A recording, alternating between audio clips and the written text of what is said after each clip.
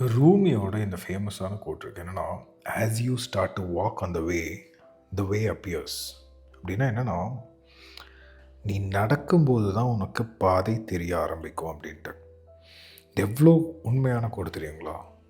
நான் எப்போவுமே புக் எழுத ஆரம்பிக்கும்போது தெரியாது. இது எப்படி ஆரம்பிக்கிறது? சாப்டர் ஃபர்ஸ்ட் எழுதுறதா? இல்லை ஒரு கதை ஃபர்ஸ்ட் எழுதுறதா? இல்லை டைட்டில் முதல்ல பண்ணுறதா? இல்லை கவர் பண்ணுறதா? தெரியாது. ஆனால் அது கூட கொஞ்சம் நேரம் உட்கார ஏதோ ஒன்று தோன்றும். நான் இப்போ ரீசெண்டாக ஒரு புக்கு நான் எழுதுனேன். என்னென்னா 33 ஸ்டோரிஸ். நான் வந்து நிறையா கதைகள் கேட்டு அது எல்லாத்தையுமே ஒரு இடத்துலேருந்து எடுத்து சுகிசிவம் நான் நிறையா கேட்பேன். ஜாப்பனீஸ் ஸ்டோரிஸ் நிறைய கேட்பேன். ஸோ இது எல்லாத்தையுமே சேகரிச்சிட்டு இருந்தேன். இது ஒரு கிட்டத்தட்ட ஒரு 8 மாதமாக நல்ல நல்ல கதைகள் எல்லாத்தையுமே சேகரிச்சிட்டு இருந்தேன். ஆனால் இது எப்படி ஒட்டுக்கா கொண்டு வர போகிறேன், இது எப்படி வரப்போகுது, இந்த மாதிரி ஒரு புக் இதுக்கு முன்னாடி வந்திருக்குதா, இது என்னன்னு எனக்கு தெரியல. ஆனால் நான் வெறும் கதைகளை மட்டும் சொல்ல நினைக்கல. என்னோடய இன்டர்பிரிட்டேஷன், என்னோடய கருத்தும் அதுக்குள்ளே இருக்கணும்னு நான் நினச்சேன். ஸோ எனக்கு ஃபஸ்ட் டைம் இது பண்ணிகிட்டு இருக்கும்போது இது எப்படி மாறப்போகுதுன்னு தெரியாது. அது கூட கொஞ்சமாக உட்கார ஸ்லோவாக அது டெவலப் ஆச்சு. நான் எதுவும் 50 நினச்சிட்டு இருந்தேன். பட் அது 33லேயே நல்ல ஒரு கலெக்ஷன் ஆச்சு. மெதுவாக அது ஒரு ஃபார்ம் எடுத்துச்சு. இப்போ நான் இன்னொரு ப்ராஜெக்ட் பண்ணிகிட்ருக்கேன், find yourself and be your செல்ஃப்னு சொல்லிட்டு. இப்போது அதே மாதிரி தான் இருக்குது. எங்கே ஆரம்பிக்கிறது தலையும் புரியல, வாழும் புரியல. But I know what is to be set. And இந்த பியூட்டியே இது தான். பசில்ஸு மாதிரி தான். லைக் ஒன்று ஒரு இடத்துல செதர்ந்து போயிருக்கும். அது எல்லாத்தையுமே ஒட்டுக்கா கொண்டு வரும். ஸோ உங்களோட லைஃப்பில் இது பாருங்கள். நீங்கள் உங்களோட லைஃப்பில் இப்போ கிளாரிட்டி இல்லாமல் இருக்கலாம். உங்களோட லைஃப்பில் அடுத்த ஸ்டெப்பு நான் என்ன எடுத்து வைக்கணும்னு தெரியாமல் இருக்கலாம். It's okay. எல்லாருமே இப்படி தான் இருக்கும். நான் இப்போ ரீசெண்டாக ரோண்டா பிரையனோட பாட்காஸ்ட் கேட்டிருந்தேன். அப்போ அவங்களும் இதே ஒரு விஷயத்த சொல்லிகிட்டு இருந்தாங்க. She started writing book about manifestation and she doesn't know இது எப்படி வரப்போகுதுன்னு தெரியாது. பட் அவங்களுக்கு தோன்றதெல்லாம் எழுதிக்கிட்டே இருக்காங்க. இப்போ கடைசியில் அது ஒரு ஒரு ஒரு ஒரு ஒரு ஃபார்மில் வந்திருக்குது. ஸோ இந்த கோட் தான் எனக்கு வந்துட்டு தோணுச்சு. As you walk through the path appears. நம்ம நினச்சிப்போம், பாரு இவன் வந்து பக்காவாக பிளான் போட்டான், கரெக்டாக நடந்தான், கரெக்டாக போய் டெஸ்டினேஷனில் போய் ஜாயின் பண்ணிட்டான் அப்படின்னு சொல்லி நம்ம நினைப்போம். இது ஏன் நம்ம இப்படி யோசிக்கிறோன்னா, திரும்பி பார்க்கும்போது தான் நமக்கு பாதை தெரியும். நமக்கு முன்னாடி பார்க்கும்போது பாதை கிளியராக தெரியாது. நீங்கள் யாரோட லைஃப் வேணால் பார்த்துக்கோங்க.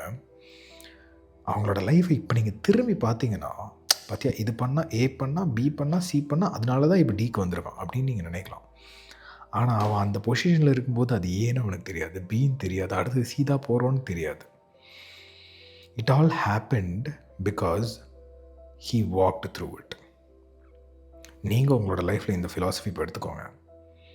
நீங்கள் நடக்க பாதை தெரியும். எனக்கு 10 வருஷத்துக்கு முன்னாடி நான் யூடியூப்பில் இப்படி பேசுவேன்னு தெரியாது. நான் ஒரு ஆத்தர் ஆவேன்னு எனக்கு தெரியாது. நான் ஜெர்மனியில் போய் ஒரு ப்ராஜெக்ட் பண்ணுவேன், find your self be your self தெரியாது. இது எப்படி அமைஞ்சதுன்னு கேட்டால், ஏதோ ஒரு குருட்டு நம்பிக்கை, ஃபாலோயிங் யுவர் ஹார்ட். அது போக ஒன்றா கனெக்ட் பண்ண ஆரம்பிச்சிது. இப்போ நான் திரும்பி பார்த்தேன்னா எல்லாமே கரெக்டாக இருக்கிற மாதிரி இருக்கும். பார்த்தியா இது நடந்தது, அதனால தான் இது நடந்தது, இதனால். பட் திரும்பி பார்க்கும்போது இட் கனெக்ட்ஸ். ஸ்டீவ் ஜாப்ஸ் சொல்லுவார், you can always connect the life backwards but not forward அப்படின்ட்டு. அதே கான்செப்ட் தான். ஸ்டீவ் ஜாப்ஸ் சொல்லுவார், முன்னாடி இருக்கிற பாதை கிளியராக தெரியாது, but you have to trust that all the dots will connect. உங்களோட லைஃப்பில் நான் அதை இப்போ சொல்ல விரும்புகிறேன். Just believe that dots will connect. நான் இம்பார்ட்டண்ட்டாக இன்னொரு விஷயம் சொல்கிறேன், எல்லாருமே கமெண்ட்டில் சொல்கிறது. I think most of the youngsters right now are intertwined with relationships. லவ்ங்கிற ஒரு விஷயத்துக்குள்ளே போய் அந்த எமோஷனுக்குள்ளே டேங்கிள் ஆகி பயங்கரமாக சஃபர் ஆகிட்டுருக்காங்களோன்னு தோணுது.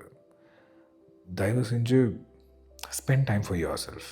ஒன்று நீ தெரிஞ்சுக்கோ, நீ யாருங்கிறத கண்டுபிடி, உனக்கு என்ன வரும் உனக்கு என்ன வராதுங்கிறத கண்டுபிடி.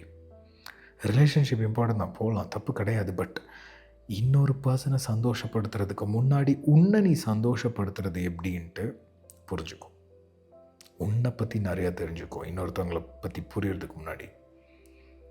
கண்டிப்பாக if I had to give an advice to myself during young time, நான் என்ன சொல்லியிருப்பேன்னா, மனோஜ் உன்னை பற்றி நிறைய ரிசர்ச் பண்ணுறா. பொண்ணுங்க பின்னாடி போகிறதுக்கு பதிலாக அண்டர்ஸ்டாண்ட் யுவர் செல்ஃப். உனக்கு என்ன வரும், உனக்கு என்ன பேஷன், உனக்கு என்ன வராது, இதை தெரிஞ்சுக்கோ. ஸோ தயவு செஞ்சு if you R confused in relationship, please focus on your self. இது நீங்கள் உங்களுக்கு பண்ணுறது நல்லதும் and also for the other person. நீங்கள் சந்தோஷமாக இருக்க நீங்கள் பழகிட்டீங்கன்னா நீங்கள் இன்னொருத்தவங்களையும் சந்தோஷமாக வச்சுக்க முடியும். ஆனால் நீங்கள் உங்களுக்குள்ளார if you are sad, you can not make another person happy. கரெக்டாக? Think about it. அடுத்த வீடியோவில் உங்களை பார்க்குறேன்.